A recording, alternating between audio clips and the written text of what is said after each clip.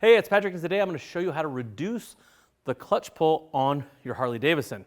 Now, what I mean by that, if you've ever been like stuck in traffic on a hot day, or maybe like on Main Street at an event, in a parade ride or something like that, constantly pulling that clutch in and out just to move a few feet can really fatigue your arm. And then you're fumbling around trying to find neutral at the stops, and it's a real pain. And there's a bunch of ways you can reduce that.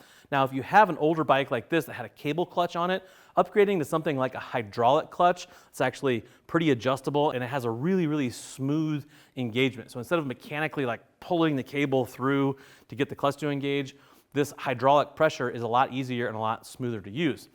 But a lot of newer bikes actually come with hydraulic clutches. So if you're still having that problem, there's an easy way to address that right up here on the bar, and that can simply be just by changing your lever. Something like this aftermarket lever from Nest compared to your stock lever is gonna be a lot more ergonomic. So simply it's just gonna fit your hand better, it's gonna be easier to pull, and may even have a little bit more of a mechanical advantage on torque. So something like this, just a simple, easy lever change could help you. But if you wanna get a little more in depth than that, something like this Flow Motorsports actually has an adjustable lever. So if you have a shorter hand or a longer hand, you can adjust the lever in or out so it fits your hand better. Again, allowing you to have the best pull on the lever rather than really reaching out there, just having it on your fingertips.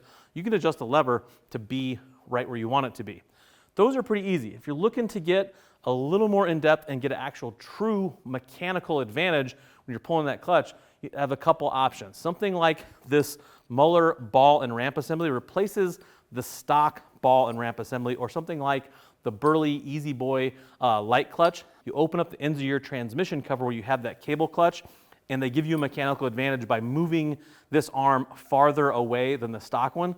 So it actually reduces clutch pull, they claim, by 40 to 50%. I've used these and they work really, really well. You really feel that reduced pull on the clutch. But again, it's a little more involved. You have to open up the ends of the transmission cover to get in there to put these on. Make sure you check out our YouTube page. We do have installs videos for some of these units. Want to go a step further? You can actually get into your clutch.